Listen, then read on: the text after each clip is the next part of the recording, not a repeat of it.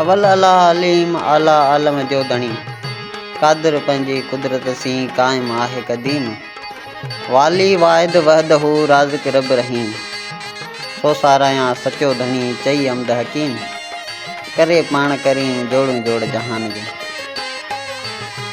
अस्सलाम वालेकुम दोस्तों, अॼु आउं मौजूदु आहियां सरदार मलिक असद सिकंदर जे फार्म हाउस ते, जिते उनजे शौक़ जा थरी नस्ल जा जानवर मौजूदु आहिनि। अॼु इन वीडियो जे थ्रू असां तव्हांखे उन्हनि जी विज़िट कराईंदासीं। इंतिहाई ख़ूबसूरत ऐं प्यारा जानवर मौजूदु आहिनि, तव्हां इन वीडियो जे थ्रू ॾिसी सघो था। ऐं माशाल्लाह ही प्यारा प्यारा जानवर ॾिसी करे बेटा ई साईं जो हिकिड़ो शेर तव्हांजे आॾो आउं पेश कंदुसि। सिंध समूरी सोन सिंध संजी सुरहाण सिंध बिटाईअ घोट जी सिंध बिटाईअ साण मौज भरियो मेराण सदा वसे सिंध में। केतिरा ई दफ़ा मेलनि में पंहिंजी ख़ूबसूरती पेश करे ही जानवर एवॉर्ड हासिल करे चुका आहिनि।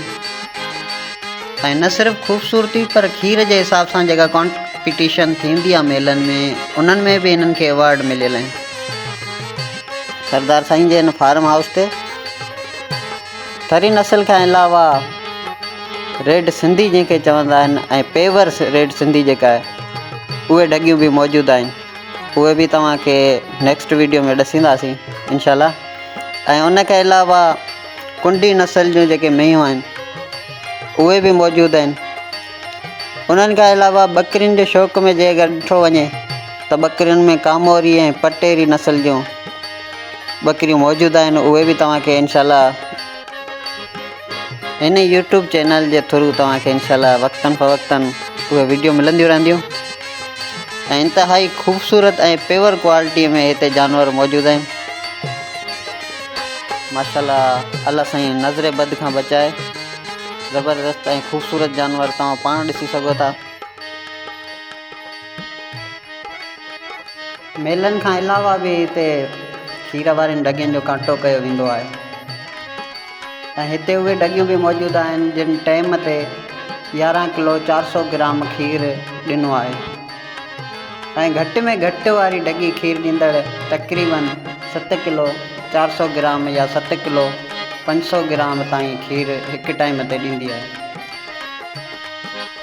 साईं जन जे मैनेजर अब्दुल लतीफ़ बुरफ़त जो चवणु आहे त असां खीर जो कांटो दौरान फर खे धाराइण खां अलावा जेको आहे सो खीर जी काउंटिंग कंदा आहियूं। ऐं काउंटिंग दौरान फर खे धाराइण खां अलावा 11 किलो 400 ग्राम ढगीअ खीर टाइम ते ॾिनो आहे। ऐं उहा ढगी बिल्कुलु हिन फार्म ते मौजूदु आहे, तव्हां विज़िट करे सघो था। असांजे यूट्यूब चैनल ते बि तव्हां विज़िट करे सघो था ऐं उन खां अलावा हिते अची करे बि तव्हां विज़िट करे सघो था।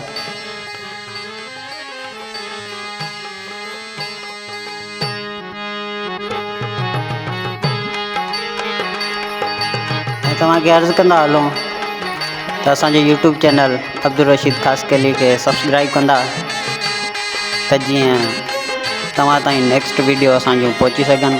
ऐं जे अगरि बेल आइकन खे प्रेस न आहे कयो त महिरबानी करे बेल आइकन प्रेस कजो त जेके वक़्तन फ़वक़्तन असां वीडियो अपलोड कंदासीं त उहे अव्हां ताईं पहुची सघनि। महिरबानी, सिक सलामत, साथ सलामत।